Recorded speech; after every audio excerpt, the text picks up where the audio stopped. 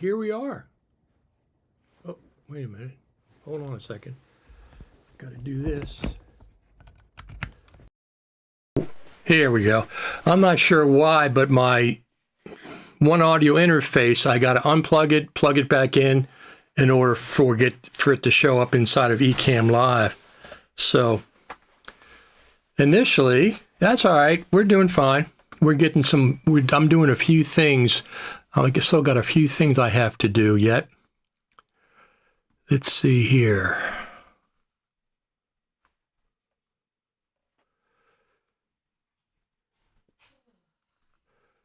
First comment from our friend Daniel from Canada. Good morning from Quebec, Canada. Thank you very much for tuning in this morning. Oh, you know what? Something else I have. Did I do that already? Did I do the, yeah, the plugins are working. Yeah, they're working fine. Just wanted to double check and make sure that the United Audio plugins were working, because I have to launch them. It's a separate application. So, how's everyone doing this morning? Final Cutters, as you people have named yourself. Final Cutters. Let me just check on something here. I do want to, we got some people watching over on X, Facebook, Twitch, and of course, YouTube. Now,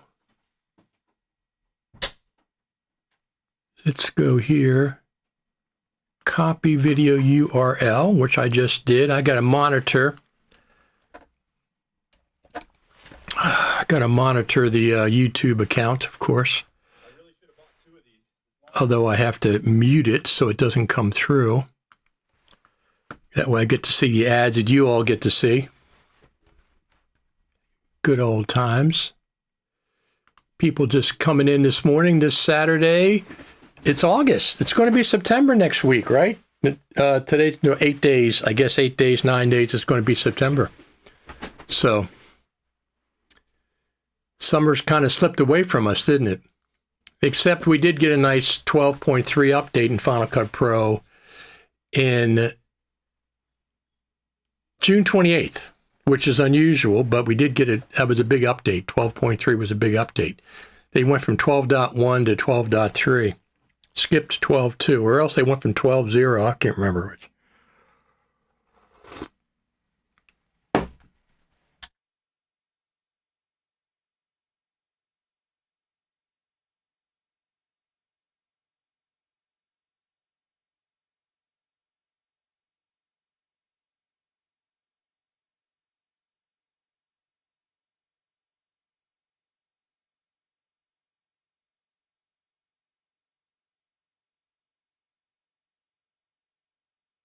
Sorry. Thanks for telling us where you're from there, Scott. Greetings from Anchorage, Alaska. Thank you for telling us where you're from. No summit announcement, not good. No, we don't get a summit announcement until the very end of August, or it's more likely the beginning of September. So we're still in the zone there, where we could be okay. I don't know for a fact. I'm going to set up my phone real quick so I can monitor my, hold on one second. So I can monitor the, there we go, allow. I want to monitor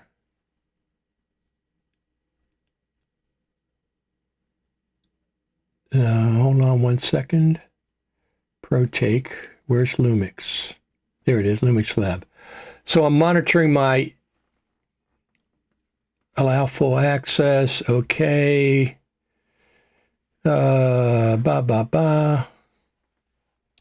Library, gallery.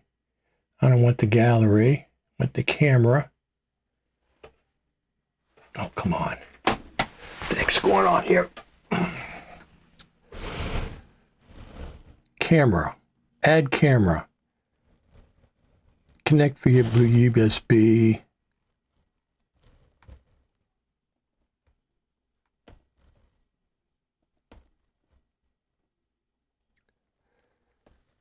Oh, it's not working for some odd reason.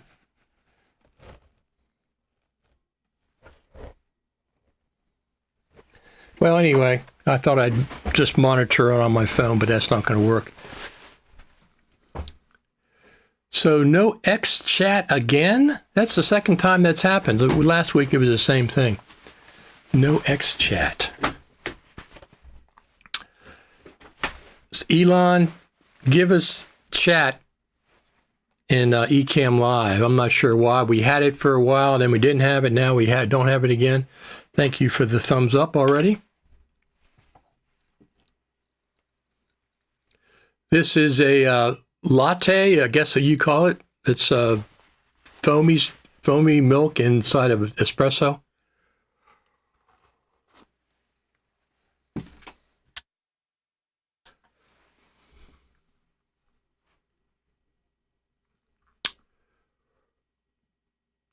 So our friend Eric, no summit announcement yet. We're a little bit early for a summit announcement. If there is something going on behind the scenes, the announcement won't come officially, usually right at the very end of August, but more than likely the first week of September. So we're still in the zone. We're still in the zone. And once again, if I don't know anything yet. I have some feelers out. I don't know anything yet if there is going to be one. I'm hoping there is going to be one. It would be a huge disappointment if there's not going to be one. Let me just check on this a second. Why is that doing that? And we're still in the zone. We are still in the zone, so we're actually a little bit early. Our friend Daniel said your coffee looks more high-end than mine. Hope the Jane tomato soup was those great tomatoes are huge. They were really good. So here's the deal from Clayton. So if your September 5th FCTV stream, no word on the summit, then we'll know. Yes, but if they could make it, FMC can make an announcement at any time, but it's still too early. I expect it the first week of September. Say by September the 10th. That's when I would expect it by. So we're still, today's the 22nd, so we're still like 2 weeks out. I mean, it could happen any time. The announcement could happen, but until we get to the first week of September and we don't hear anything, then we would know something. Well, just stay tuned. Let's just say that. Stay tuned.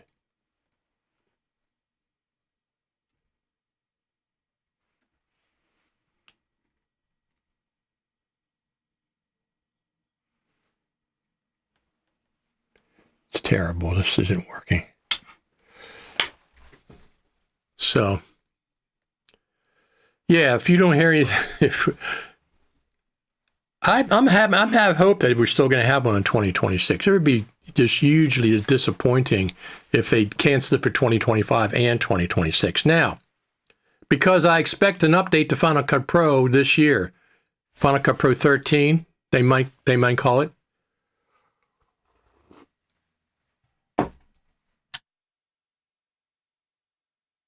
I don't think we're going to have to wait till 2027 to see the motion VFX integration into Final Cut. I don't think we've seen that yet. Does anybody else has any idea that they did something that's from motion VFX? I don't think so. People have to make travel plans. Yes, they do. But based on prior FCP Final Cut Pro Creative Summits, they always announce at the very last day or two of August or the first week of September. That's always the case. At that point, October, November will be 60 days out, because they're not going to have it the first week of November, I don't think. They're going to have it the second week of November. That's my guess anyway, the second week of November. So 60 days out is typically what we get to make travel arrangements, to take off work, to make preparations for pet sitting or for anything else you have to do. So we're still in the zone.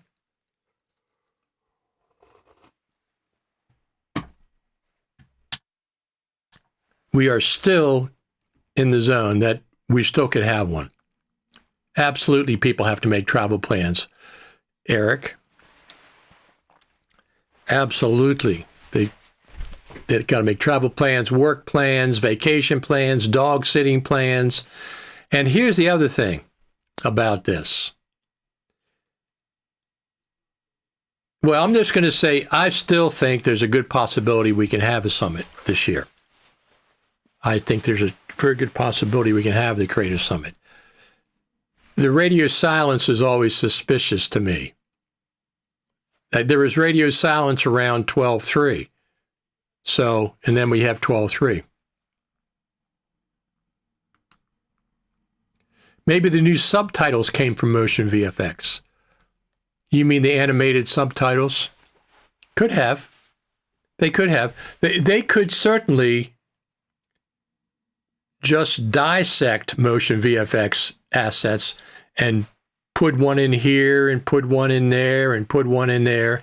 But I think Motion VFX is too big. I think Motion VFX is too big, the whole package. They're going to have to give us, it's going to be premium content. A lot of it, I suspect.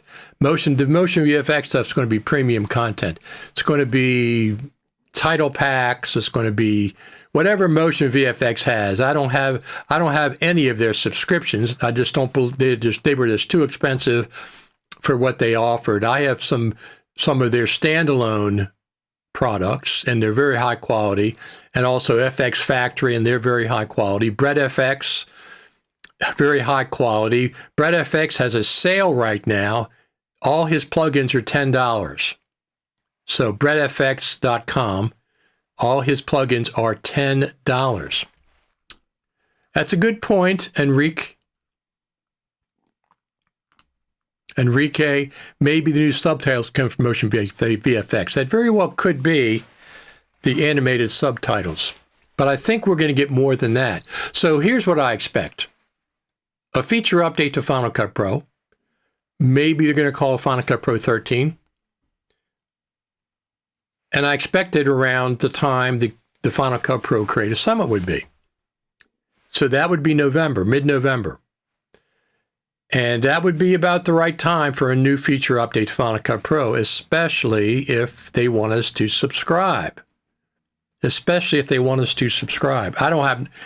have no reason to subscribe right now for Final Cut Pro. About 4 more days for the Final Cut Pro 10 sale. Let me go over there, see what's going on.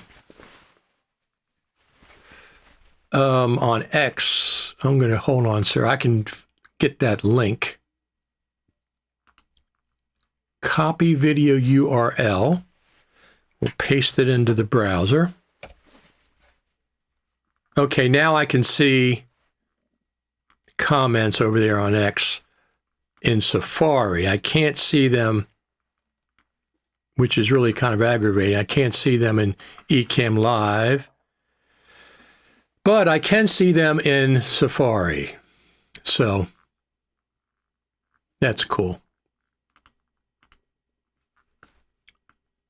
About 4 more days for the $10 sale, yes.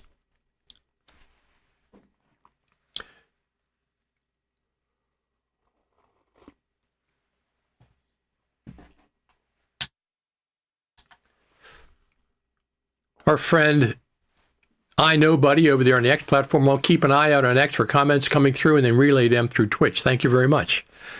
I appreciate it. But I'm watching the X right now, and what else do we have? Insta360, the Final Cutters. So I put the Final Cutters in the graphics this time because somebody mentioned it last time. This is a very good point. Very good point there, Eric. Wonder what if any effect having Turnus as CEO will have on Pro Apps.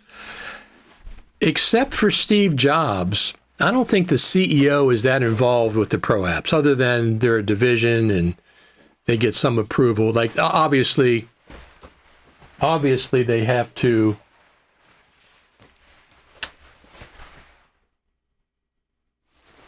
Obviously, they have to get approval from the CEO or whatever to make visits to the summit.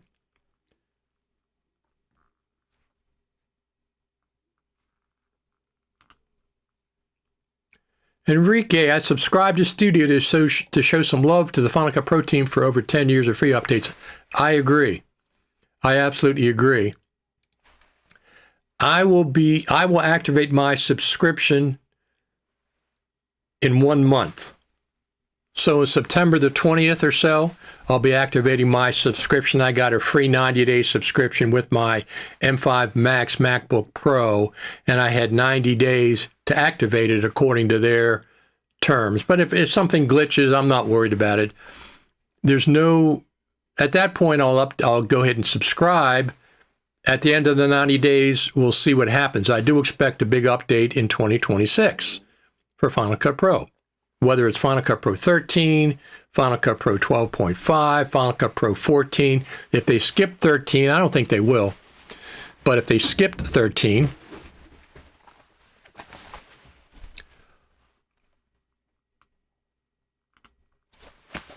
especially if they want us to subscribe. Good comment, not thought of that. Well, of course. I mean, their whole thing now, obviously, to their credit, absolutely credit to whoever's doing the updates, the feature parity between the two versions of Final Cut Pro. Standalone, subscription. Feature parity. All the features are in both versions. What's going to be in the subscription version going forward is premium content. That's going to be probably motion VFX. But as far as features, so far, feature parity, and that's what I would expect, considering that you can still buy the standalone version on the App Store. They're not going to sell you the standalone version on the App Store in August, and then in September say, we're not going to give you feature parity anymore. No. If they're taking $299, we expect feature parity in that version.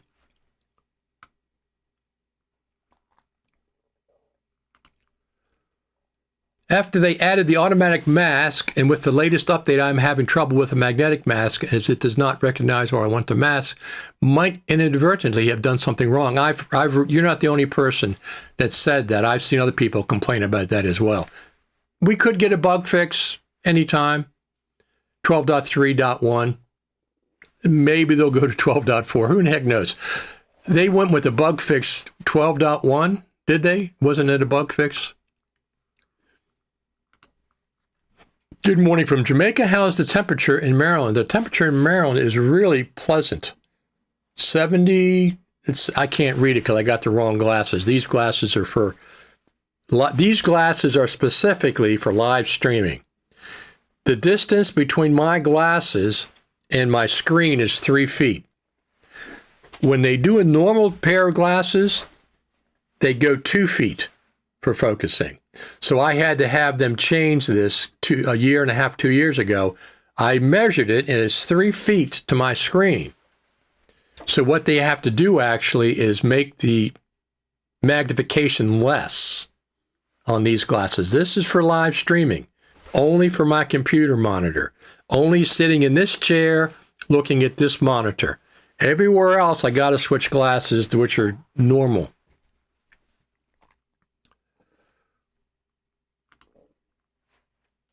I also have to subscribe to Apple Creator Studio to give thumbs up to those years of free run. I don't find any plus features for now. If they don't want more, we'll rethink anymore. Well, listen, at this point, we're all getting used to subscriptions, whether we like them or not. I understand why they did it, to have a steady source of income. Completely fine. I don't have any problem at this point. Initially, I was like, well, I'll stay with you. Well, I've had no reason to go to the subscription, because the only reason I would update with the subscription is Final Cut Pro. No other app is going to get me to subscribe. None of the other apps. okay? Final Cut Pro is by far, leaps and bounds, the main app that gets people to subscribe to Apple Creator Studio. Is anybody going to subscribe to Apple Creator Studio and pay $12.99 a month for Pages? I don't think so. I don't think so. Motion? I don't think so. Motion's only $49. Final Cut Pro is $2.99. Logic is $1.99. Logic, I have everything I need in Logic Pro. Logic Pro at this point would not get me to subscribe. The only thing that will get me to subscribe is Apple Final Cut Pro premium content that I'm not going to get in the standalone version. That's the only thing that will get me to subscribe, and I suspect most other people as well. Most other people as well. So since I got my M5 Max MacBook Pro, which is an excellent, excellent machine, I'm selling my 2021 M1 Max MacBook Pro. It has a 4 terabyte SSD, 64 gigabytes of RAM, and Apple has that exact machine for sale for $2,400, and Amazon has it for $2,400, $2,500. I'm selling it for less than $2,000, but I'm only selling it local pickup for cash. That's the way I deal. I'm not dealing with bank transfers and checks and credit cards. No, you bring cash, come try it out in person, make sure it's what you want. It's in perfect condition. It's in perfect condition. So it's pristine. But anyway, I'm selling that. This one cost me, my M5, I got a M5 Max MacBook Pro, top GPU, top CPU. Only got 48 gigabytes of memory. That's the only option I had when I bought this. And I got, what else did I get? Oh, a 2 terabyte SSD, not a 4 terabyte. So it's working fantastic.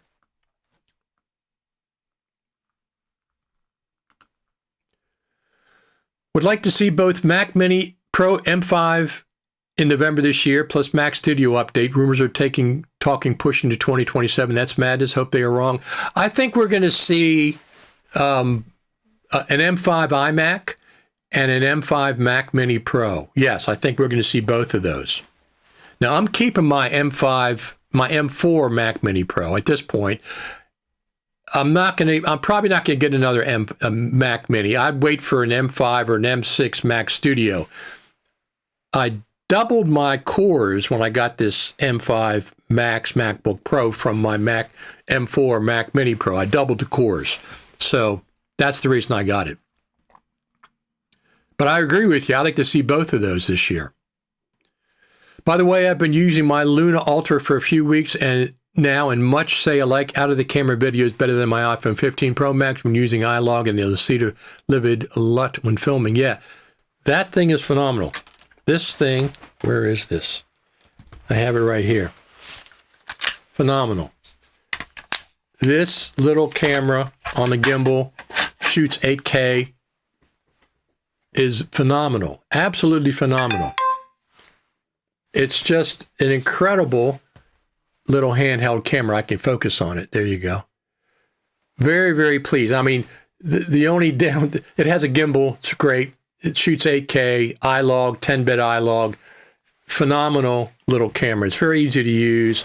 It has a detachable screen, which is incredible. Full control with the remote control microphone built into the top wireless mic. They really did a good job doing this. I'm going to turn it off. And their case, this is great. Their case, you just go like this, and this case protects everything, protects the gimbal and all that, and it still fits in your pocket. It's phenomenal little invention. Do I have? Yeah, I got that on. I agree with you. The Luma Ultra, the quality, I mean, the DJI Osmo Pocket 4P, the professional one, has a few things It has the 17 stops of dynamic range, but only in the 1x lens. It doesn't. You can't get that in the 3x lens. And there's some other issues. You can't even get it in the United States yet unless you pay premium prices. So I've had this since June, end of June. I'm doing fine with it.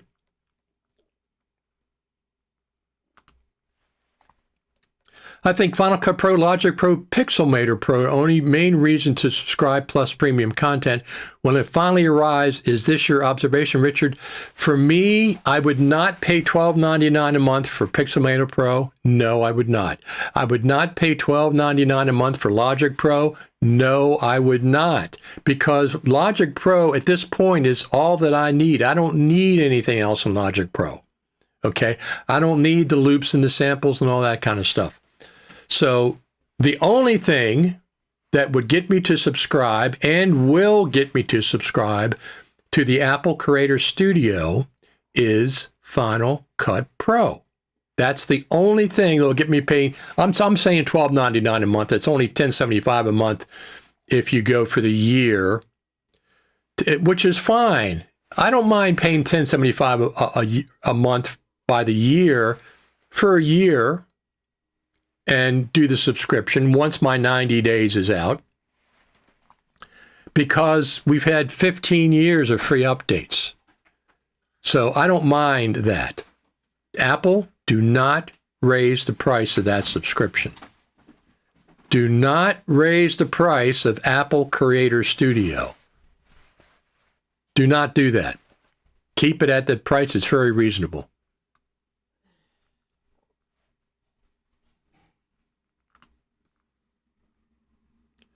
I copied and pasted an email list from Pages into the BCC field in Mail. It changed all the T's into the number 5. That's a feature, isn't that, Eric? That's a feature, I think.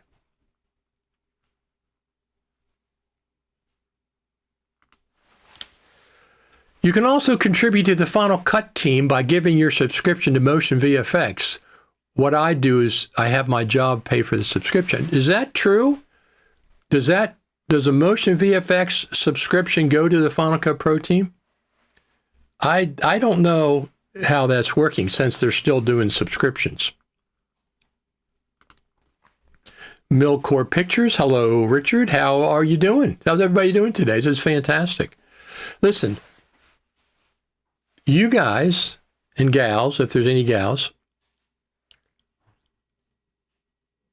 or you come here every Saturday. We have this great communities, worldwide community you can see from all over the world. People come over here to get your comments, on the screen. The Final Cut Pro team does watch this. This is for you, everybody. Let me just do this. Hold on a second. I have to adjust a few things. This is for all the listeners, all the viewers. This is for you, coming here every week. I just have such a good time coming here. Because normally this time of the year, what's going on? Nothing. Everybody's on vacation. There's no Final Cut Pro news at this point.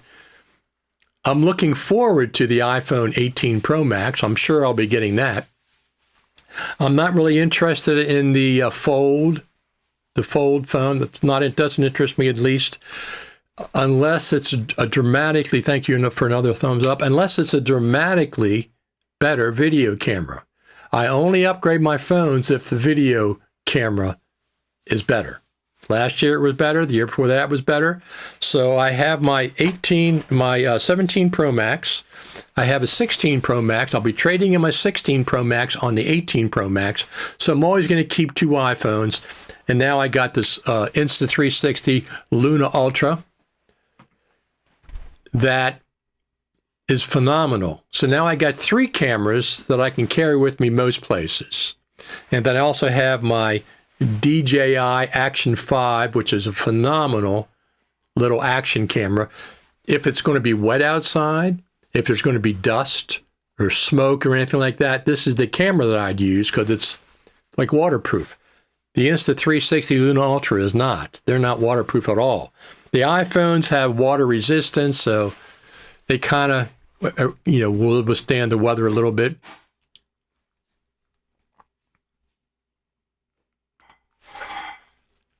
Are you running InstaFlow 2 Pro with the phone plus that unit on a combined gimbal or only on special occasions?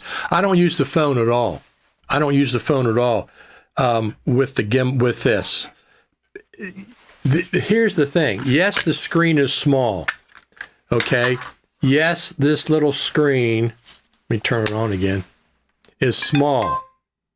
But I just take this with me.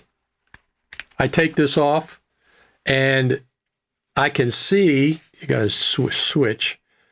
I can see well enough looking at this little screen. Yeah, it's just for framing and stuff.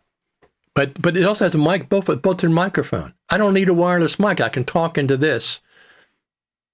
It's amazing. It works really, really well and very, very clear. Plus, I can control the entire camera from this little remote control. The camera can be 100 feet, 200 feet away, and I can still control it. I can make sure the framing is right. So, yeah, the iPhone screen is phenomenal. But I don't use the app. I use this. That's what I got this for. I don't want, I've seen people build these out into big rigs with dual handles and an iPhone back there. That defeats the purpose of having this little camera. I don't do that. I don't want to do that. So if I'm using this, I'm using the little screen for the most part. I might use a phone version of it once in a while.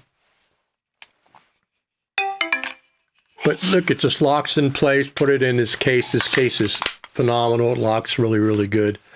Protects the gimbal, so.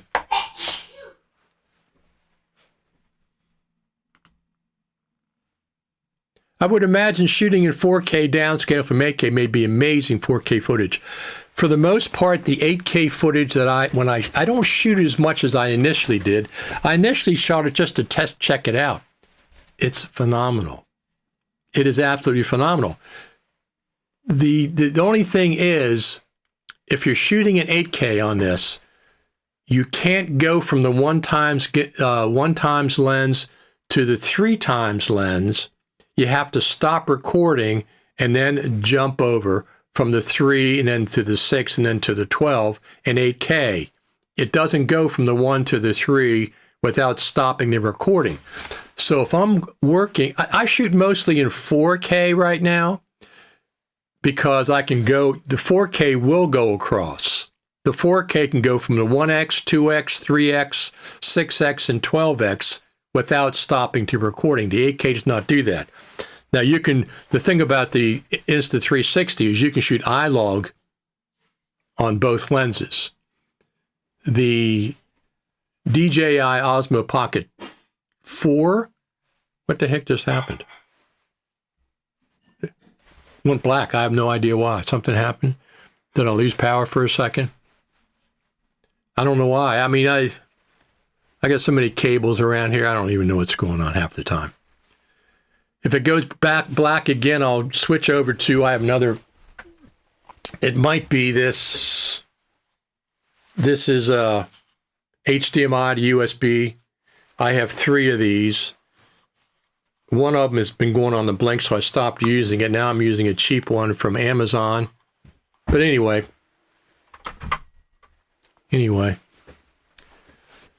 What were we talking about? Oh, the Insta360. So I shoot 8K some of the time. If I think I'm going to have to punch in beyond 6 times zoom, I might shoot in 8K because I can shoot, punch in and post and get whatever I want to in the framing.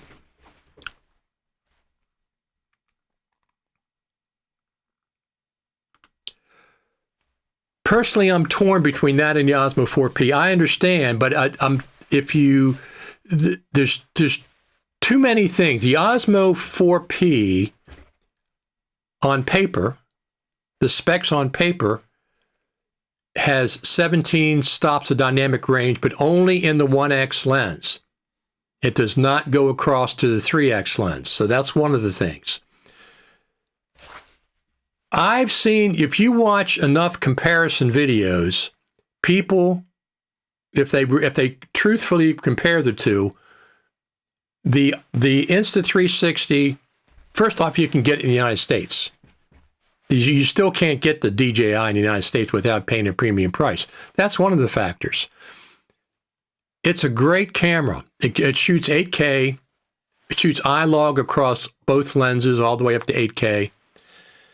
There's a lot of reasons to get that I'd recommend the Insta360. A lot of reasons. The detachable screen, that little stupid screen that they glommed onto the Osmo Pocket 3 is just ridiculous. It's something to say, we better give them a remote screen. Well, it's a little teeny screen, not as big as this one. There's a lot of reasons. I'm going to put out an article comparing the two. Now, I have DJI products. I have a DJI 4K drone. Before that, I had a DJI Mic 1 and a DJI Mic 2. I have a DJI Action 5 camera. So I have nothing against DJI. I think the Insta360 is superior to the DJI. Specs, if you like, watch Casey Neistat. He just had another video out this weekend. He said, I don't care about specs on paper. I care about ease of use. I care about the quality of the images. And when you compare the images side by side, just side by side, they're just almost indistinguishable. Yes, once in a while you might see a little more dynamic range. On paper, it shows up. In the real world, not so much. They're very, very, very close. Plus, the remote screen is just incredible. It's brilliant, brilliant engineering.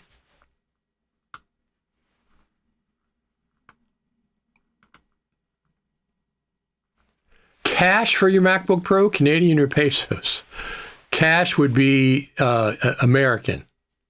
And it's only in person. There's so many scams going on with people. I deal with Marketplace. I sold my 2019 Mac Pro local Facebook Marketplace for cash. And I say I never spent that cash. I sold it a couple years ago. I never spent that cash until I paid for this MacBook Pro. So you deal in person, you deal in cash. I have a 5-state radius of people. They can come from Delaware, Pennsylvania, Virginia, West Virginia, and Maryland to come to me. I'm within like an hour of all those 5 states. So if they really want something, they can get here. There's our friend, Ultimedia. How are you doing? I'm glad you could tune in. Haven't talked to you for a while. We got to get you on the show and talk about some of your new products. Richard, this device seems to be more powerful than an iPhone. Have this make you rethink your annual iPhone upgrade? Well, put it this way. If for some reason I didn't get the iPhone 18 Pro Max, it wouldn't be that disappointing since I have the Luna Ultra. But I'm going to get the iPhone. I need 2 phones, so I'm going to keep on going over selling my 2-year-old phone, traded in on the new phone. Because the one thing about these phones, number one, is you always have this with you. It's got multiple lenses. It's got a beautiful, beautiful giant screen. The screen is gorgeous. So between this and the Insta360, Luna Ultra, and the Action 5 Pro, because like I said, if it's raining out or it's drizzling out or something, this is what I'm taking because it's waterproof. The other ones, I'm not taking the Insta out. You get that one, you can say kiss it goodbye. The iPhone is water resistant, but still, this is the one I take out when there's any kind of bad weather or dusty conditions or whatever. This is a DJI Action 5. Great little camera. I use it all the time. It's an action camera. So I'm set. 2 iPhones, Insta360 Ultra, and my DJI Action 5. And I got my Lumix S5 Mark IIX, which is my webcam right now. I got that one. Shoots in 6K. Eric Emmerich, I'll upgrade my iPhone Air in the spring if rumors hold true, but it's update time. It can't go back to the thick as a brick iPhone. I want thick as a brick iPhone. I want a beefy camera with protruding lenses and a bigger battery. That's what I want. I don't want the thin doesn't really, I don't care about that. I don't use this for a phone. I use this for a camera. And it's, look, my hand's right here. It's not that big for me. You can see you guys. It's not that big for my hands. It's completely fine. I want a beefy camera. I'm glad they stopped the thinness and said, nah, we'll have protruding lenses, etc. I don't want them sticking out this far or anything, but I want a beefy camera, so.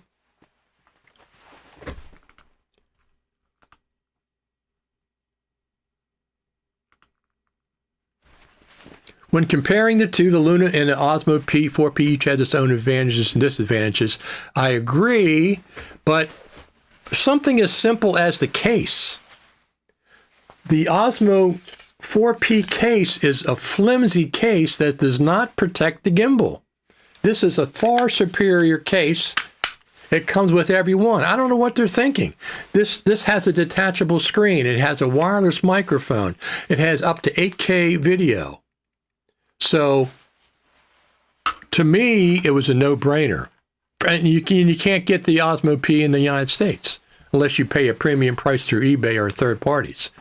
So, those features alone, I've had this for like a month and a half. But I understand if you want the 17 stops, the dynamic range on paper, it's only a speck on a piece of paper where you can get both cameras to look identical as far as 95% of the time. So, do you ever edit with Insta's app or give it skip and go only to Final Cut Pro? Final Cut Pro, LumaFusion on the iPad or the iPhone, and sometimes to DaVinci Resolve. Speaking of Virginia, hi from Richmond. Burke, glad you can tune in.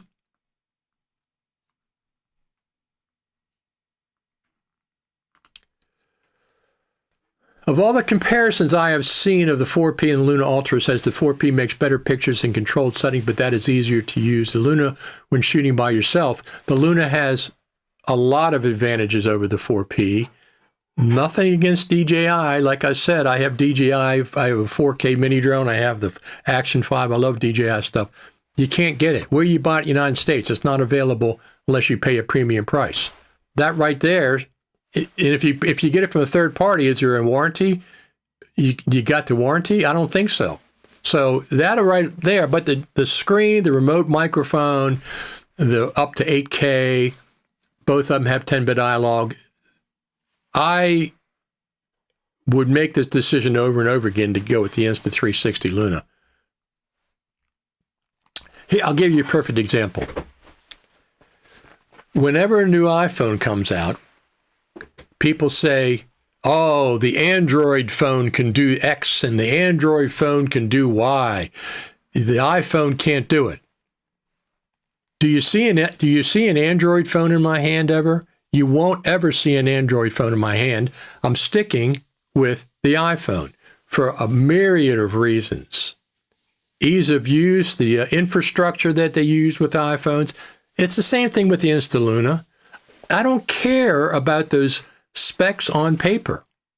I don't care about that. The 17 stops the dynamic range. Okay, I could show you 100 pictures and I could say, which one of these have 17 stops of dynamic range? And you're not going to be able to pick them out between the Insta and the 4P. So that's the biggest thing that it has, but that doesn't work on both lenses, only on the one lens. But anyway, either one is fine. They're both phenomenal cameras. I just think the Insta360 Luna Ultra is the best one. That's just marketing when it comes to dynamic range. Figures according to tests by pros, there's no way cameras like that could have the same dynamic range.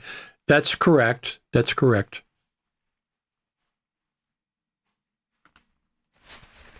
Where do you find the pro camcorders usage still needed, or where the iPhones and small cameras you use reach their limits? My Lumix S5 Mark II X, I use it for special occasions. Normally, I don't, it just sits in my house. I don't use it. I use my phones and I use the, now the Lumix S5 Mark IIX or my Action 5, my DJI Action 5. So, yeah, I don't think it does. The DJI would also have no support for people in the USA, so that's another thing. I got the extended warranty on this Insta360 Luna Ultra because it's, you know, you drop it or something. I got the extended warranty on it, 2 years.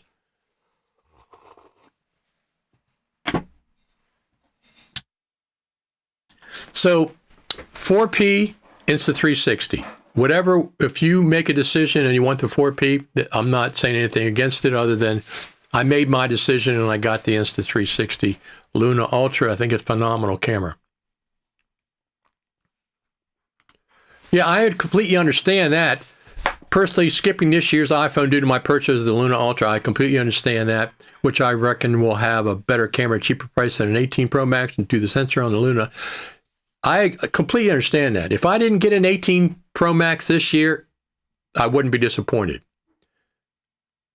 But I'm going to get an 18 Pro Max. I'm going to. I'm not planning on not getting it. Why not? I'm fine.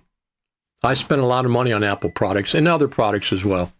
I spent a fortune getting lenses for this Lumix S5 Mark IIX. Back here on the shelf is my GH5. I got half a dozen Micro Four Thirds lenses that I'm going to be selling. I'm going to sell the GH5 and the GH4 and sell some of the lenses. I'm not going to keep those.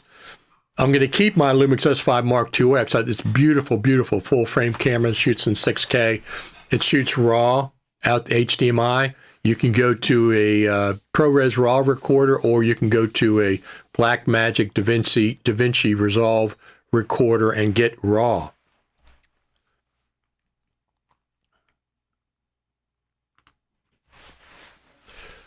I would guess if your gig includes high-end stills, then a full-frame hybrid camera is what you would go with. Sure, there's plenty of options. There's so many options for us nowadays.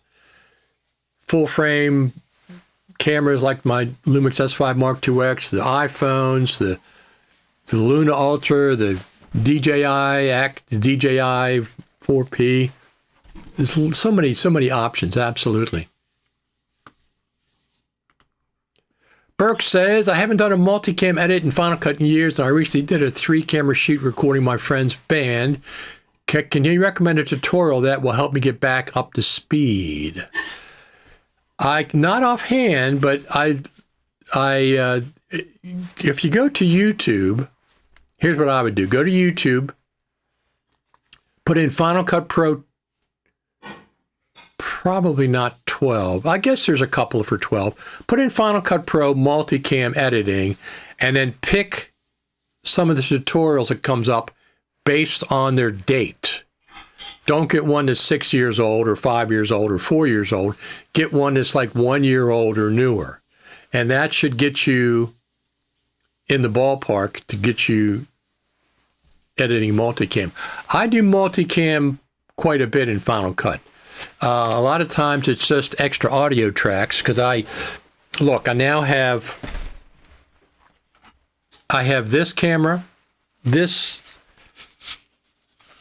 camera. I have this wireless microphone on this. It's right here. This is a wireless microphone as well as the remote control screen. So that's one. I have my trusty old Hollyland Lark Max 2 set. That's 2. I bought the Insta360 Mic Pro, which is a phenomenal microphone. A phenomenal microphone. Okay? That's 3. And I have what's the other one I have? The shotgun. I have another shotgun. I did a video comparing some of those. And that's a lot of audio choices. Sometimes I record something and I have multiple audio tracks rather than just video tracks.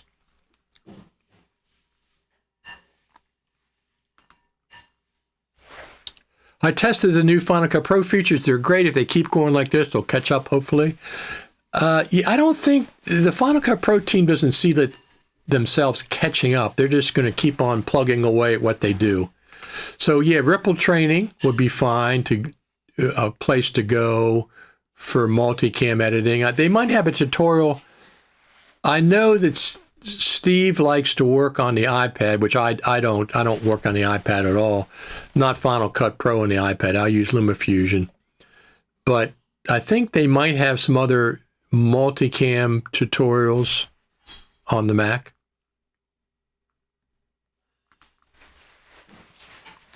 This was at a club in Virginia Beach. I was able to get a clean audio feed from the board, so that's going to be my main audio source. So as a sound person, let me just say this. As a sound person, I did sound for years, all through the 80s and the 90s. I didn't do it for my band, but I had a PA for my band, and when we weren't playing, I would rent the system out, and I've recorded many, many bands. The board mix is sterile. It's very clean usually, but I would always combine the board mix with 2 SM57s for the room sound, because the board mix, think about it, the board is reinforcement. Okay, it's sound reinforcement. Quiet things are going to be pushed up louder, and loud things are going to be brought down in the board mix. It's kind of like the opposite of what you want. So yeah, the vocal will be up there really loud, but if the guitars are like playing with Marshalls, they're going to be brought way down in the mix. So I never just depend on a board mix. I would use it in a combination with some live FM57s is what I typically would use. The 4P is cheaper in Europe than the Luna Ultra. Also, I still went for the Luna as I wanted the detachable screen while recording myself. With the gimbal on a tripod, my viewers will not see the difference. You're not going to, I'm telling you, you could shoot 100 videos, 50 and 50, with 17 stops of dynamic range, and you're not going to be able to pick it out. Maybe a couple of them, but not all of them. On the other hand, I find the DJI microphones better than the 360 ones. I disagree. The Insta360 mic, not the minis, the Mic Pro has 3 mic capsules. Okay, 3 mic capsules. The Mic Pro, when I did a test with the Luna Ultra, I was 150 feet away, whatever. Direct connect to the Insta360 Pro with no plug-in. You don't need a receiver. It's just direct connect, and it's phenomenal. So I like the Mic Pro is a really, really good microphone. Even the size is not as big as it appears. It is a round shape, which is a little odd. But like for the DJI Mic 3, you can't even put a lapel in it. It's impossible. But I like the Mic Pro better. My friend is one of the lead singers, so the vocals are important. Thanks for the great advice. Could you put a link into those the mics you mentioned for the room? SM57s are the ones I would use, or 58s, either one. But I mean, SM57s are pretty much a staple. Shure, SHURE, SM57s, that's what I use, or SM58s for room.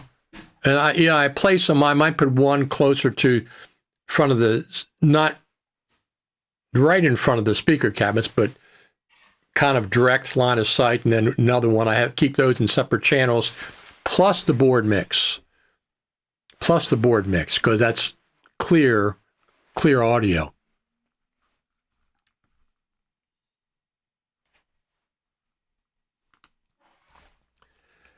I use the DJI Mic 2 for 32-bit, much better than the Luna. I sold my DJI Mic 2. I didn't like it. I had it for years. I had the DJI Mic 1 and I had DJI Mic 2. I disagree with you. I got the what did I get? Hollyland Lark Max 2, which is much better than the DJI Mic 2, Mic 1, and Mic 3.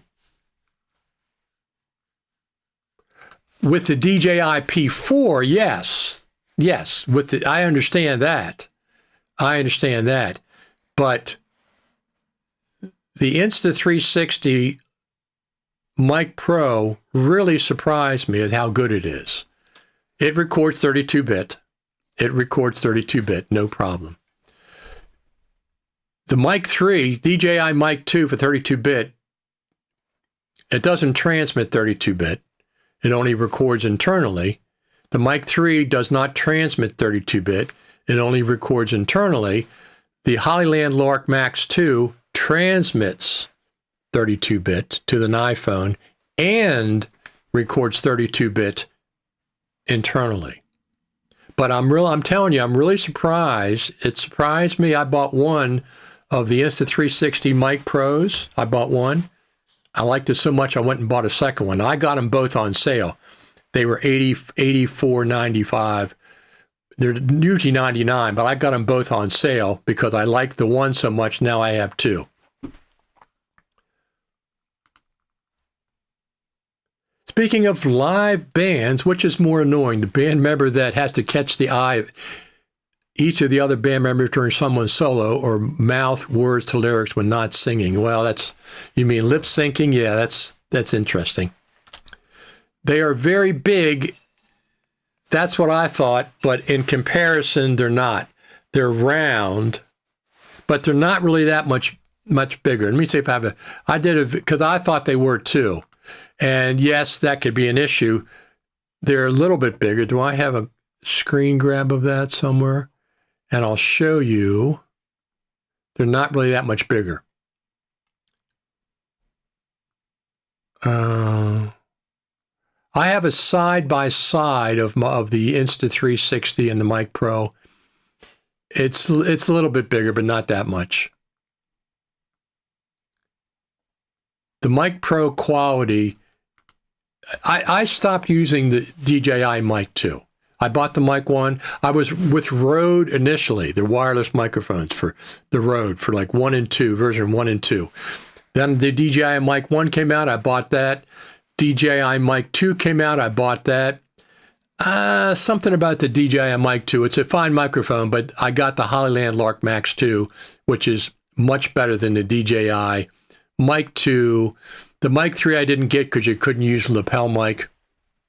There was no option for a lapel mic whatsoever with the DJI Mic 3. But if you have the DJI system, it's more attractive to have the DJI mics. Completely understand that. Of course, that's completely understandable. But since I don't have the DJI system except for the DJI Action 5 and the mini 4K drone, which doesn't have any audio, I don't have that situation where I have a mic DJI system. The Hollyland Lark Max 2 and the Insta360 Mic Pro, not the Mic Mini, but the Mic Pro, are phenomenal wireless microphone systems. I love the clip-on of the Hollyland Lark Max 2. It's a different kind of a clip. It clicks shut, and I really like that a lot. Plus, it's fairly small.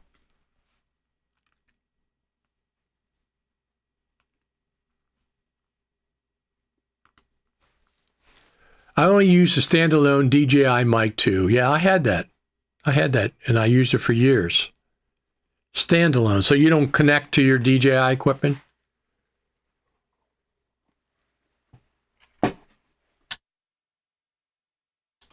They're good mics. I had them for years. I used them for years. I think the Hollyland's better. I think the Insta360 is better. But if you don't have the budget for it, the DJI mic, I like the Mic 2 better than the Mic 3 because the Mic 3 doesn't have a lapel option. I mean, listen, I'm talking about Insta360 versus DJI. They're both fine. They're both really, really good. But there's just things about the DJI Osmo Pocket 4. You can't get it in the United States. What about the warranty? The case is flimsy compared to the Insta. There's no detachable screen.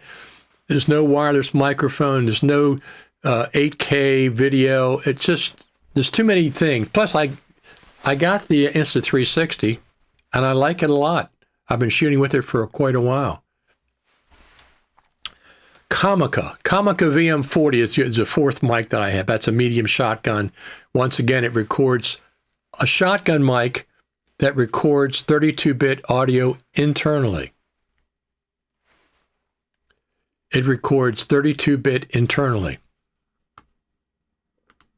Only Pocket 4P and Osmo Mobile 4 camera. Gotcha. If you have the Osmo Pocket 4P, I understand why you got to use a DJI mic. I would too, but I don't. I don't have that, so. Very satisfied with my Insta360. I'm definitely a fan. Also, the Insta360 gimbal that I have has been great. It's much better than the other gimbals in that price range because you can't attach an SSD to the back of the other gimbals. It hits. The the Insta360 is long enough. The arm is long enough. It doesn't hit. It goes around.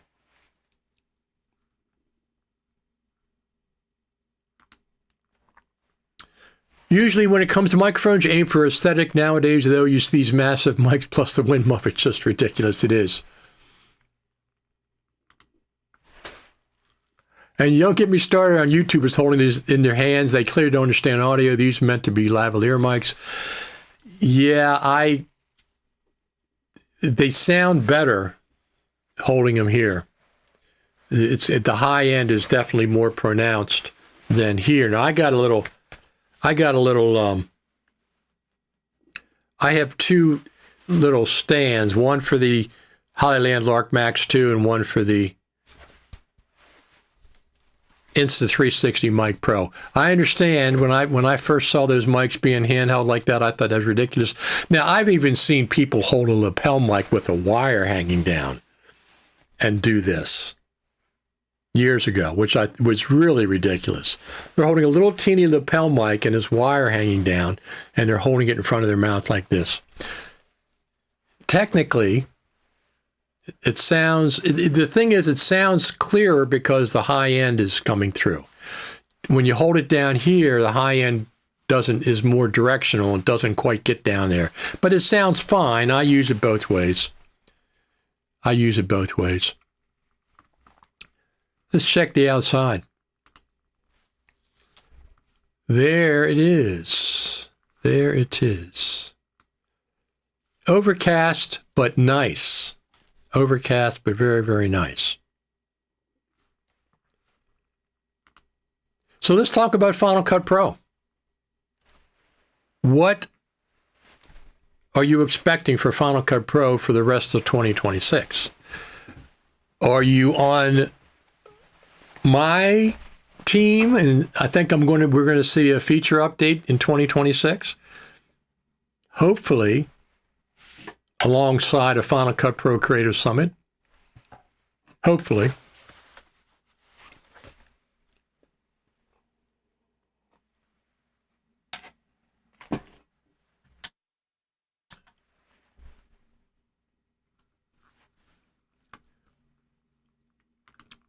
Burke says, putting him on the edge of a baseball cap looks so silly. Yeah. It's those youngsters, Burke, the youngsters. I remember when I was young, I was in grade school and the Beatles came out and my parents made fun of them and they were saying, oh, look at those guys with long hair, blah, blah, made fun. But what are you going to do? Bad weather for summer. You mean you had bad weather? Our weather here's been fine. In the East Coast where I live, it's been fine. A couple tornadoes or high wind damage. We had some power outage, but for the most part, it's been okay. I have shot shoulder mount handheld pro cameras, also iPhones, and I'm alone to find they are three different worlds. I can feel the difference. Richard, have you any experience in using these? Of course. I worked at a TV station where I learned how to edit video. And we had big SVHS cameras.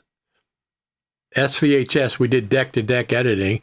I worked at the National Archives. They have big shoulder mount or shoulder mount cameras or tripod mount cameras with big lenses. You ain't going to hold them like you do an iPhone.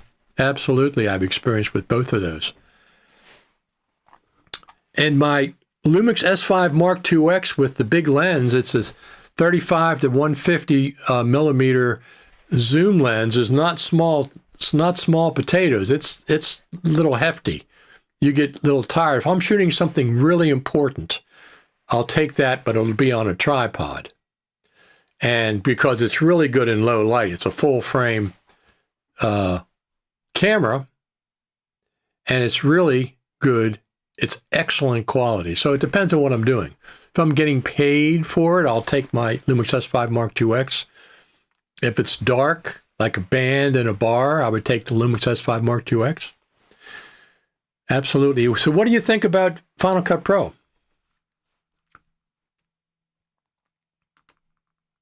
I love the sound of the Insta360 Mic Pro and haven't even tried the 32-bit internal recording yet. For Final Cut Pro, it fixed the magnetic mask bug, multi-language subtitle support built in.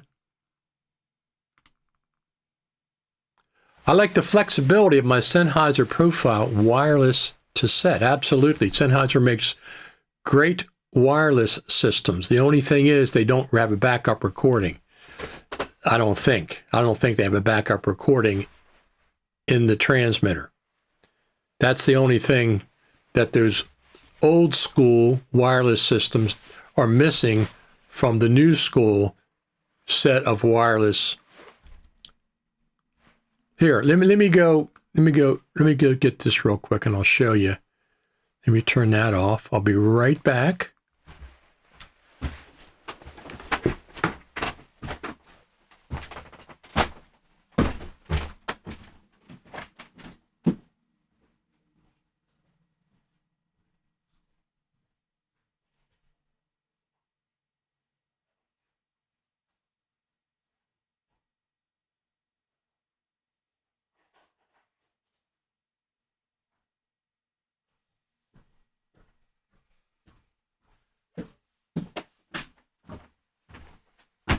All right, so let me just pull these out so we can do a live on-the-air comparison. So we talked about the size of the Insta360 Mic Pros. I'm going to pull my trusty old Hollyland Lark Max 2 out, one of these microphones. I love this clip. It's not the same as the regular alligator clips. It snaps shut. I really like this. So this is the Hollyland Lark Max 2, which is a really small microphone, wireless microphone. And I really like that. I've had it for years. Let me take this off so we can get a true size comparison. This is the Insta360 Mic Pro. It's got 3 microphones, okay? It's got a microphone here, it's got a microphone here, and a microphone here. 3 separate microphones. So the quality of the sound of this is phenomenal. The quality of the sound is phenomenal. But the size is really not that much difference from the Insta360. Let me put it against my shirt where you can see it. The size is not really that much. Now, let me do this. This might get you a better idea. The size is really not that much difference.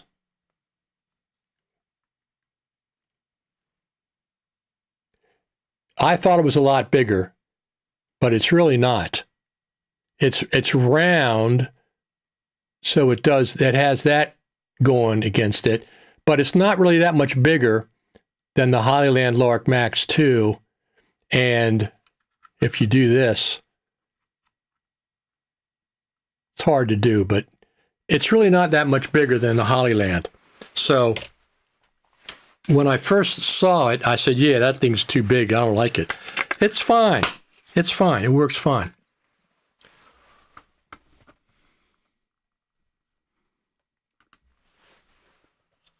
There's also a bug in the inspector when selecting multiple titles. What's the bug? What is the bug? Next update in September, I would think if there's bugs, there's going to be an update shortly. What they'll call it, I don't know. But I got 2 of these Mic Pros, and I really like them, especially with the Insta360 Luna, but also standalone. They record 32-bit standalone. 3 mics, you got incredible. It has 3 microphones on it, and incredible ability to block out the sides and the back, or front and back, and all kinds of stuff. They have 4 different polar patterns because of the 3 mic setup. So the next update in September, bug fix, yes. I still say we will get Final Cut Pro 13 in 2026, later this year, hopefully at a Creative Summit. Is there going to be a Creative Summit? I'm hoping there is. It'd be very, very disappointing if there's not. It'd be the second year in a row that it's been canceled. I don't think so. I think we're going to have it. I'm hoping. I remember the first I put a digital beta cam on my shoulder, you were stable, the NP1 battery was so heavy. Yes, those things were the monsters, but in those days, that's what you have.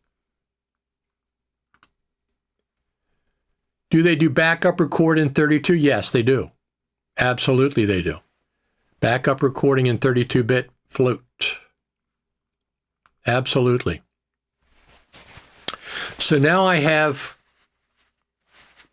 2 Hollyland mics that record 32-bit float backup, and these are the only ones that transmit 32-bit float to the iPhone. None of the DJIs do. The Insta360 does not transmit 32-bit. The Hollyland is the only one that transmits 32-bit float to the iPhone.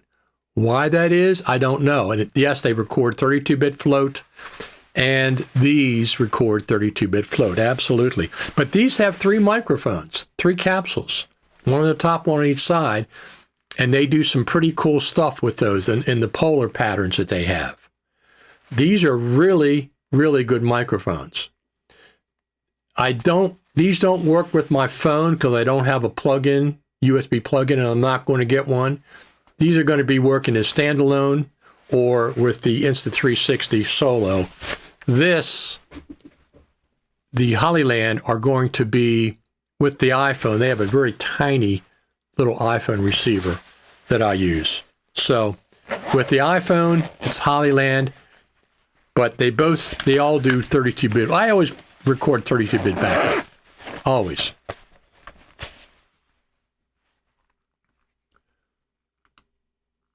I have the Sennheiser 112 wireless mic, but for some reason I never will be able to get them to work with my iPhone. Now I have the DJI Mic 2 from my iPhone and Insta360 Mic Pro for the Luna Ultra. Yes. Nothing beats my Sanken mics. But they don't cost the same. Absolutely. No, if you're talking about just microphones, it's different. I have a Neumann TLM 103 right here that I use for the live streams. Look up the price of a Neumann TLM 103. It's like $1,100-$1,200 just for the microphone. But that's not what I use wirelessly when I'm out recording in the field. I'm not lugging this around. This is a studio mic and it's staying here. I have some other Sennheiser mics. I have 2 Electro Voice RE20s, which you've seen. I have some of those. I have lots of 57s, 58s, and some other stuff. But for wireless microphones, the Insta360 Mic Pros are really, really good. They are really good. The quality of the sound is really good. They have, with the app, they have limiters built in and stuff. You can choose different limiters, EQ settings and stuff. It's really cool. So here's the scenario for the rest of 2026. Bug fix at any time. Will they do an update to Final Cut Pro when the iPhone 18 Pro Max comes out? They have in the past. They have updated Final Cut Pro around an iPhone launch in the past. Not a big update, but a compatibility update. So might they do that? Yes, they might.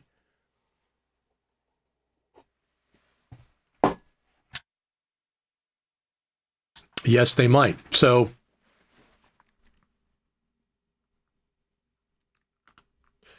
Having said that, I admit its pickups are really handy, absolutely. Sennheiser does 32-bit float record. There you go. See, I didn't use the Sennheiser for a long time. That's very cool. I mean, 32-bit really came in like gangbusters, taking over 24-bit. If you have a microphone nowadays and it only does 24-bit, it's like, no, 32-bit's the new, 32-bit is the new standard for audio. I wouldn't get a wireless system that doesn't do 32-bit. So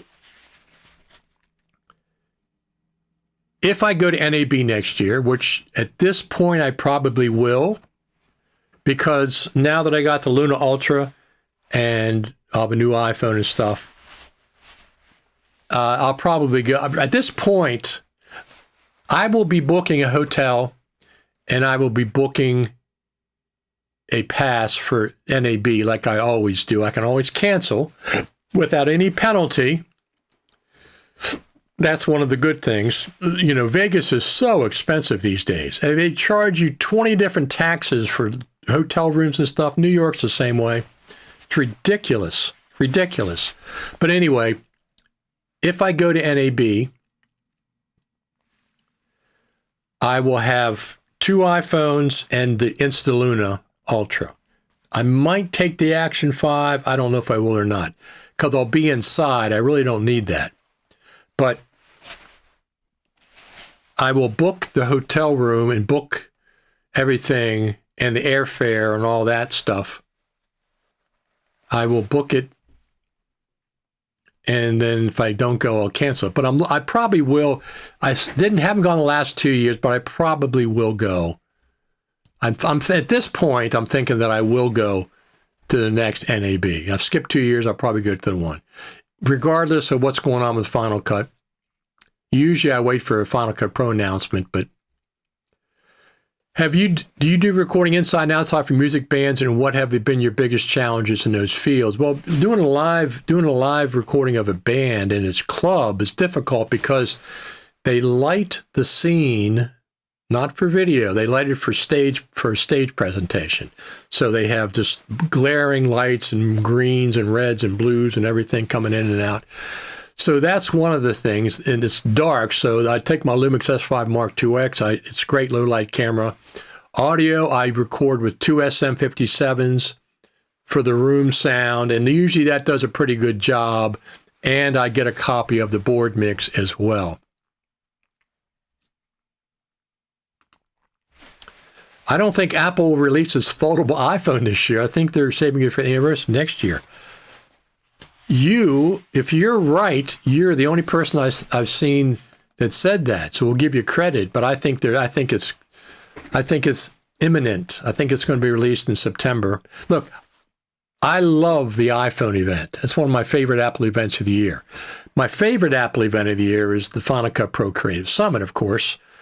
Secondarily, the iPhone event, and then WWDC. Those are my favorite Apple-centric events. So I think we're going to see the iPhone foldable. The fold, that doesn't interest me. It doesn't interest me. The only reason I get an iPhone is for the camera video, not even photography. I rarely do photography. Video recording. So hopefully I'm going to have some information about the summit this upcoming week. At least if there is going to be one.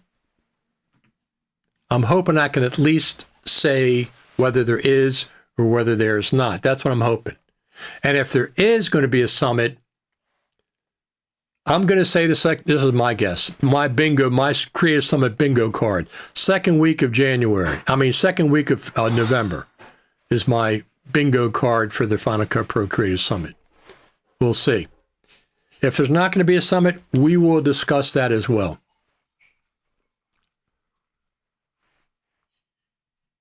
So, recording inside and outside for music bands, what have been your biggest challenges? Number one, inside it's lighting, because they don't light it for filming, they light it for stage presentation. Number two is volume.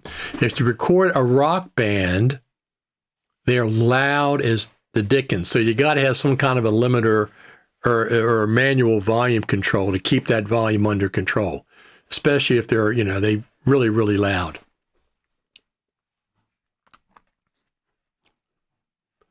What would be the next Final Cut Pro updates who will make us less thinking about using DaVinci Resolve? I think that's coming.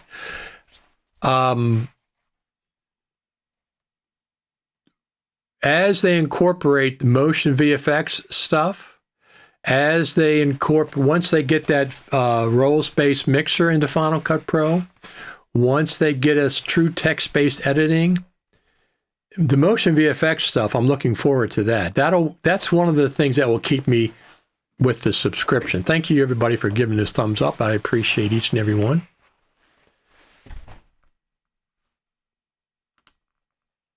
If they release it this year, what's the surprise for the anniversary? I heard there's going to be an all-glass iPhone. That's one of the things. But look, they're not going to stop innovating on the phones. That's not going to happen. So we'll have to see. We will have to see. So I have been clearing off my M1 Max 2021 MacBook Pro with 4 terabyte SSD and 64 gigabytes of RAM.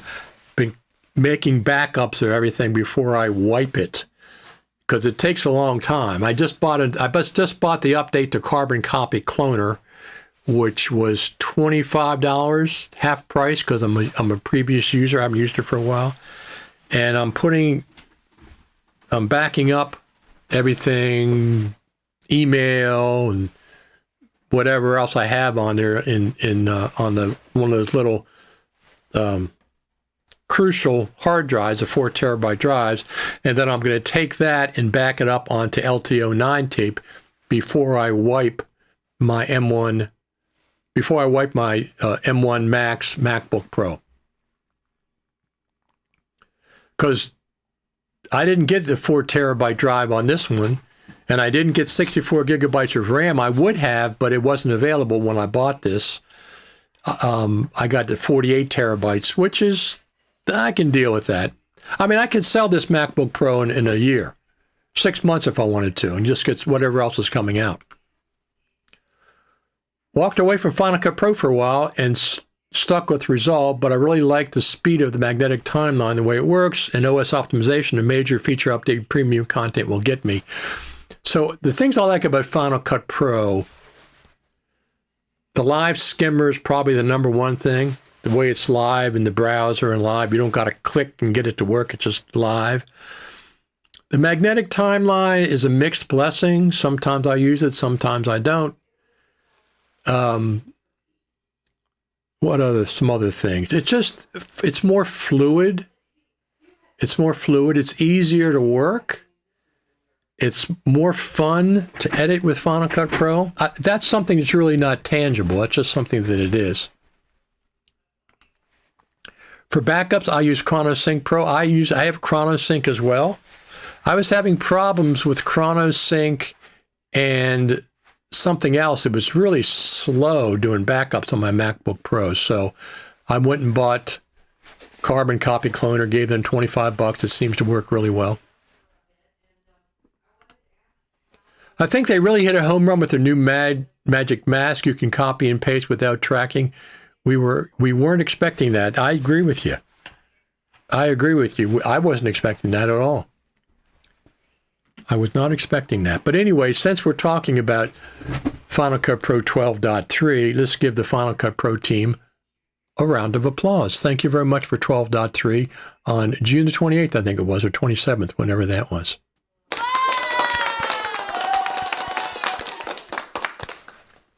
Great job. Now get us news about the Final Cut Pro Creative Summit. I don't know if the Creative Summit is 100% of a Final Cut Pro team decision. I got a feeling it's not. I got a feeling the Final Cut Pro team, no matter what they want, it's still got to work through the big gears of Apple to get it going. I mean, basically it's the Final Cut Pro team, Pro Apps team, but they have to go to the Apple Spaceship Campus in Cupertino presentation. They got to time it with a Final Cut Pro feature update, which November would be the time before December. So I'm still saying Final Cut Pro 13 at the 2026 Final Cut Pro Creative Summit. That's what I'm hoping. That's what I'm hoping. But we'll be talking about it over the next couple of weeks. If not during the week, Saturday for sure. The next 2 Saturdays will be the big days. But if I get information about the Creative Summit, yes or no, I'm going to really ask if I can at least tell them, yes, it's on, no, it's not. That's what I'm hoping I'll be able to tell. I mean, they're not going to come out and say, no, we're not going to have a Creative Summit. That's not an announcement anybody's going to make. They could do like they did last year. Hey, we're working on the Creative Summit, but it's not coming out till the spring of 2027. Well, don't tell us that because we won't believe you. You told us that last year and it didn't happen. So don't come out and say that. There's no reason for them to say we're not having a Creative Summit. There's no benefit for that. I can tell you if I get permission, but I'm hoping there's going to be. Fingers crossed, there is going to be a 2026 Creative Summit in Cupertino. We get to go back to the Spaceship Campus.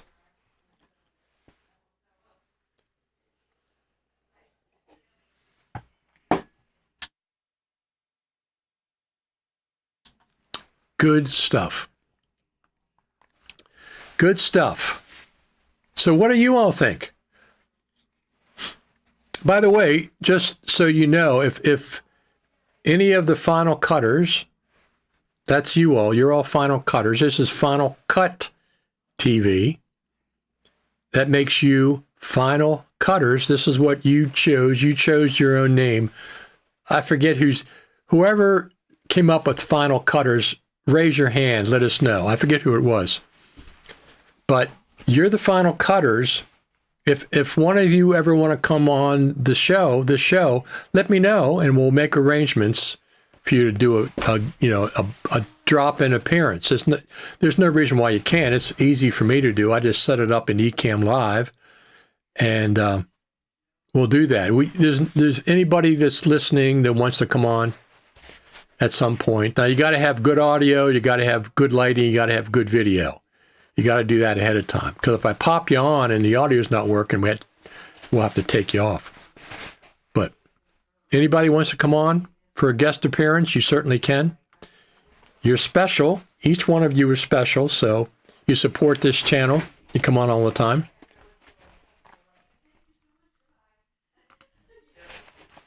Don't you think they'll release an update after the iPhone launch, and especially Mac OS 27, along with an update for Final Cut Camera? Not a feature update. No. The feature update came out in June 28th, I think, 27th or 28th. Typically, between feature updates is 6 months, typical time. January 28th to June 28th was only 5 months. June 28th to November 28th would be 5 months. So,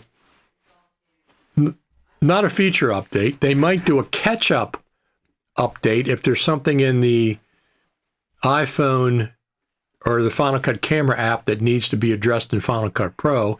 They might do a catch-up update, but I think the big feature update's coming at the end of 2026, either November, early December. Bug fix, yes. Compatibility with the iPhone, yes. Big feature update, no, it's too soon. too soon. Now, at any point, they could update the subscription with the motion VFX stuff at any point, because that was done on February. They purchased them in February. So the motion VFX integration, whether it's titles, transitions, features that are incorporated in both versions or not, that could happen at any time. But I think they're going to, this is what I'm hoping. I'm hoping they're timing their Final Cut Pro 2026 feature update, Final Cut Pro 13, at the 2026 Final Cut Pro Creator Summit in Cupertino, California. Regardless of the Creator Summit, I think we're going to get Final Cut Pro 13 in 2026. I'm hoping they can coordinate everything and get it with another Creator Summit. Because if they don't do a Creator Summit 2 years in a row, you might as well just throw it away. There's no sense in talking about 2027. If you don't do it in 2026, what? You're skipping? It's supposed to be an annual event. It's supposed to be an annual event. Well, it wasn't annual in 2025. It was canceled. So, I don't know. We'll find out together. As soon as I know, as soon as I can say something, you will know.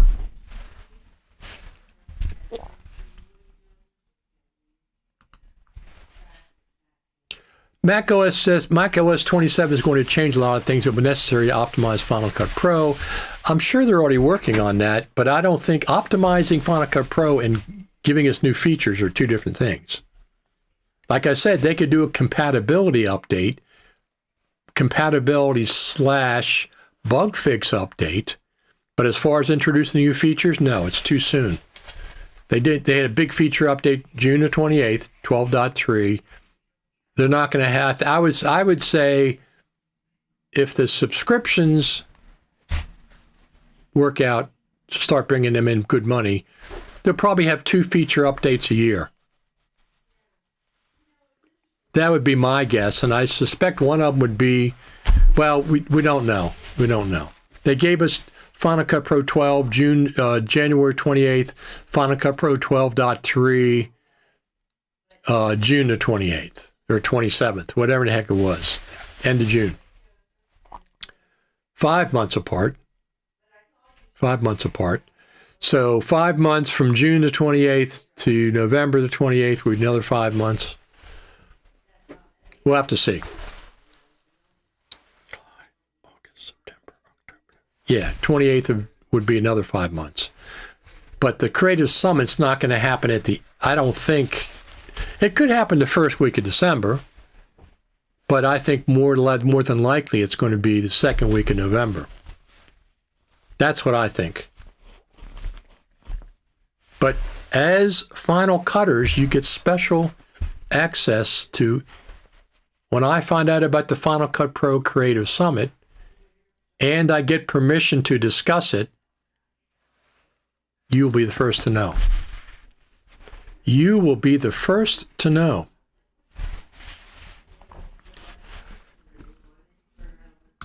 I'm kind of interested in seeing the motion VFX integration. So I will be I'll be redeeming my 90-day free trial of Final Cut of the Apple Creator Studio in 30 days, 28 days. Mid-September, I'll be cashing that in. And that'll take me to, let me see, October, November, December. That'll take me to mid-December. So any update to the Apple Creator Studio, I'll have access to it till like mid-December. But I'll probably go with a year when I sign up for the free trial. I'll probably go for a year at $10.75 a month. At that point, I mean, like everybody says, we give the Final Cut Pro team some money after 15 years of free updates. I would not have objected over the last 15 years if they said, hey, we're going to do a major update in 1 year. We're going from 10.2 to 10.3, and 10.3 is going to cost $99. That would have been fine. And then from maybe 10.5 to 10.6, hey, we're going to have to charge $99 to keep things moving. Would have been fine. 10.5 was not much of an update. It was just compatibility with Apple Silicon. So I wouldn't have been paying $99 for that. But I'm just saying, I would not have objected to paying $99 every couple of big updates for Final Cut Pro over the years. So this is my $99, whatever the heck it is, for the last 15 years, and I'll probably do another year. And then at that point, after 2 years of subscribing, we're hooked. We're hooked into the subscription. So lots of thumbs up today. You are the best. Don't forget, if you're watching on YouTube, like, subscribe, hit the notification bell. Hit that subscribe. We are approaching 825,000 views on YouTube. That's a lot of views. I never, a couple years ago, I said, I'm doing this because I enjoy it. It's nice having the income from the YouTube live streams. I get some income, but it's nothing. I'm not living off of that. I'm okay as far as that goes. We're doing well, but it's nice to have some monetary reward for coming on YouTube. It's because of all you. It's because everybody that watches and tunes in. Absolutely.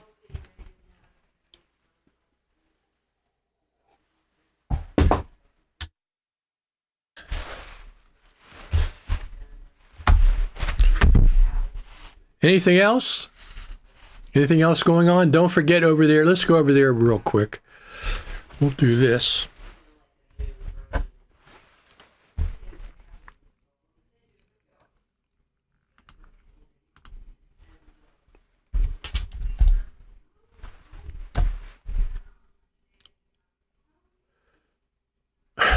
I'm not sure where this comes from, but let's do this.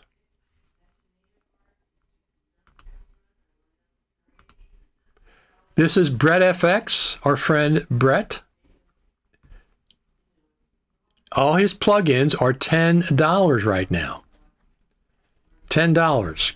BrettFX.com on sale. Final Cut Pro plugins. He has some every plugin, 10 days only. I think he got 3 or 4 days. He has some really, really cool plugins. So he's really, really good developer. I've been buying his plugins for years.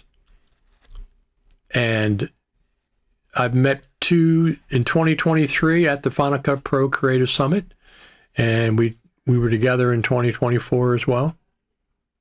So Animated Subtitles 2 works really, really good inside of Final Cut Pro. Works really, really good. So BrettFX.com is where you get his plugins. They're on sale for a few more days. $10 for every $10 per plugin. So that's really, really cool. We like that. We like Brett. Apple are also going to benefit from adding the same features to the standalone version as a subscription, as it will make buying a new Mac more interesting with new features, benefits, and speed. So feature parity. I expect feature parity between the 2 versions of Final Cut Pro. Now, the Final Cut Pro subscription is going to have premium content. It's going to have access to the motion VFX plugins, titles, transitions, generators. But feature parity between the 2 versions.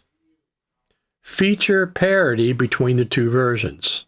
I see that for the foreseeable future. Absolutely. Absolutely.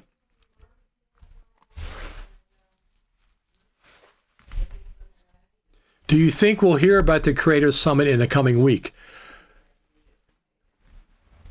I'm going to do my best to get information about the Creative Summit this upcoming week.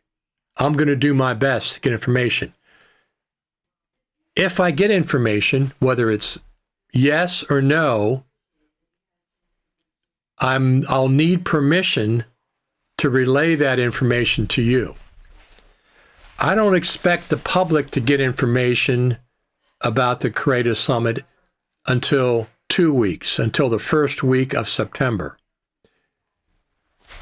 If there's going to be a Creative Summit, that's when I think that we'll hear the announcement before the Final Cut, before the Apple iPhone 18 Pro event. That's what I expect. I'm going to do my best to find out information this week. Whether I'm successful or not, I don't know. Usually I can be successful, but that doesn't mean that I'll be able to tell you everything that I find out. I'm hoping I can at least get a yes, there is going to be a Creative Summit, or no, there is not going to be a Creative Summit. That's what I'm hoping. I'm hoping it's the yes. I'm hoping it's the yes. Here's our friend Brett. He's watching over there on Facebook. Brett Williams. Because it's almost September and we haven't heard anything, but that's usual. Okay, that's not unusual. Usually we hear about the Creative Summit date, location, maybe the price 60 days out. 60 days out from the beginning of September to the second week of November, that will still be in that exact time they normally announce it.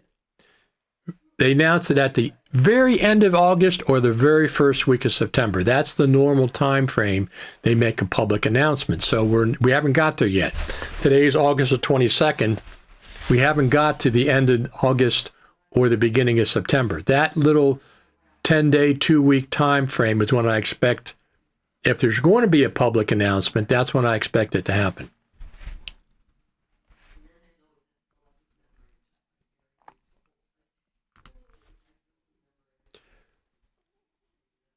Are you earning money with Final Cut Pro, and do you benefit from a new feature in Final Cut Pro, but it is running too slow on your current Mac? An update will be worth your while. Yes, it will be, of course. Absolutely. That memory leak thing that I kept experiencing in Final Cut Pro was using 150 gigabytes of memory. I only have 48, but it would lock up the Mac. It happens without Final Cut Pro running. So it must be a Mac OS thing. My Mac will lock up because of memory usage with other apps running, not even Final Cut Pro. So I don't know what's going on there. It's been going on for years. It's been going on for years. I just reboot the Mac and everything clears out. So absolutely.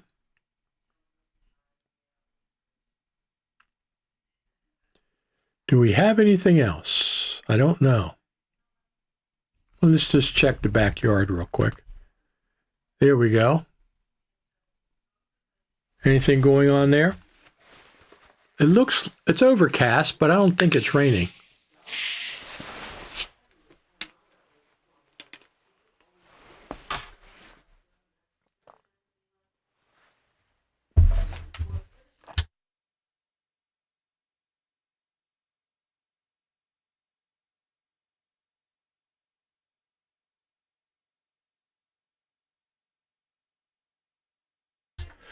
Doesn't look like it's raining. So I have a Roku TV. I think it's 52 or 54 inches that I watch shows on Netflix or whatever. And it's a Roku TV, and I was going through there and I looked at, I think they have this category of subscriptions or specials, and I went on there. And one of the things that it had, I was amazed. It offered me Apple TV for $69 for a year. I said, what? That can't be right. Is that Apple TV really? So I bought it. $69 for 1 year of Apple TV. I mean, we really, intellectually, we really don't like subscriptions, but boy, are we getting used to subscriptions, one after the other. I mean, Apple TV, yeah, I got that. I got iCloud storage, yeah, I'm paying for that. Ecamm Live, yeah, that's coming up for renewal for another year. But I get a really good deal because I was an early adopter of Ecamm Live. I get a great deal for Ecamm Pro for the year because I had a standalone version of it. When they first went subscription, they said, you can keep your standalone version. If you want to come over to the subscription version, we'll give you a steep discount. So that's what I did. And I get the same discount every year. So it's a really, really good deal. So I got Ecamm Live. I have a subscription for iCloud. I got a subscription for Apple TV for a year. Probably I'll be getting the Apple Creator Studio probably in December. I'll start paying for that by the year, probably, because I expect. Look, I'm sure we're going to get motion VFX integration before in 2026 before the end of the year. I mean, we could get it. They could say here's some plugins right now, but only on a subscription. They could do that for sure. No ifs, ands, or buts about it. They could do that at any time, but we'll have to see how that goes. Certainly by the end of the year. And I don't think they're only going to give us motion VFX integration. I think they're going to give us whatever else they've been working on. Bug fixes, of course. But I'm still waiting on here would be great. This would be great. Final Cut Pro Creative Summit, November 2026. At the Creative Summit, we get Final Cut Pro 13. Final Cut Pro 13 has motion VFX integration, titles, transitions, generators, whatever else it has, and we get new features. We get the Final Cut Pro Apps team finally gives us a roles-based mixer, text-based editing, better keyframe manipulation, compound clips expand directly in the timeline without shooting over to another timeline that has no relationship to the timeline you're working on. Dual timelines like Resolve and like other NLEs have. Wouldn't that be like Merry Christmas, Final Cut Pro users?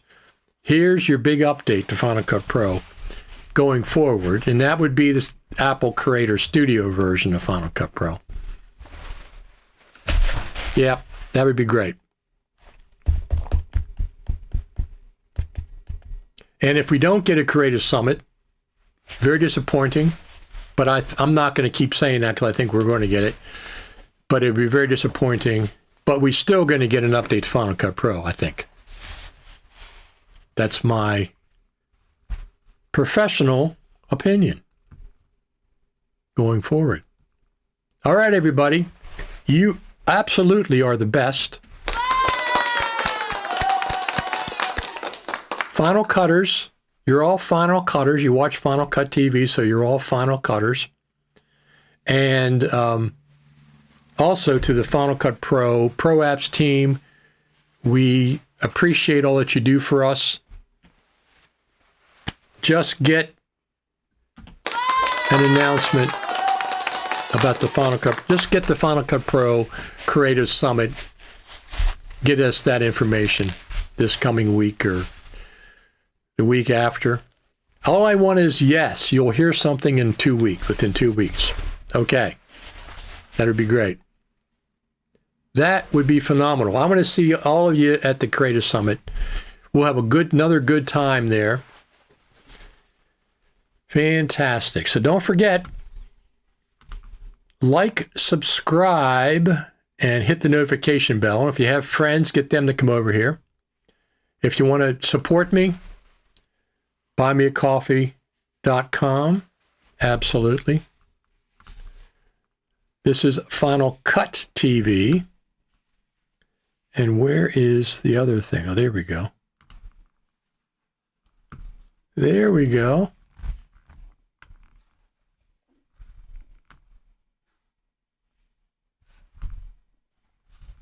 How did that get over there? There we go. All the information, buymeacoffee.com, Richard Taylor. So this, some of you already bought me coffees over the years. I'm saving them up for the Final Cut Pro Creative Summit. And if for some reason there's no Creative Summit, then I'll save them up for NAB next year. I know I said that last year and I didn't go, but this year I think I'm going to get back to NAB, regardless of the summit. But hopefully the summit in November and then NAB in April next year. It's a lot of work going to NAB for me. And I don't enjoy airplane travel too much anymore, but I do enjoy broadcasting live. Let everybody know the coverage. Let everybody know what's going on at these events. You're the best. Final Cutters, you're all the best. I'm going to get out of here and get off my Saturday. I'm going to watch, what's that? I'm watching something on Apple TV tonight. Whatever that sports program TV show is, I always watch that. They got a new episode out tonight. So I'm watching Silo too. That's really, really cool. And Invasion, I'm rewatching that. And a couple of other ones. But you're the best. If I find out something during the week about the Creative Summit, I'll come back on live and let you know. And like I said, if any one of you want to come on the show for a guest, we can put you on for 10 or 15 minutes. Let me know, and I'll bring you on the show. And just talk Final Cut Pro stuff. It's pretty low key. We'll bring you on as a guest spot. We'll have some guest spots going forward. You're the best. I'll talk to you all later.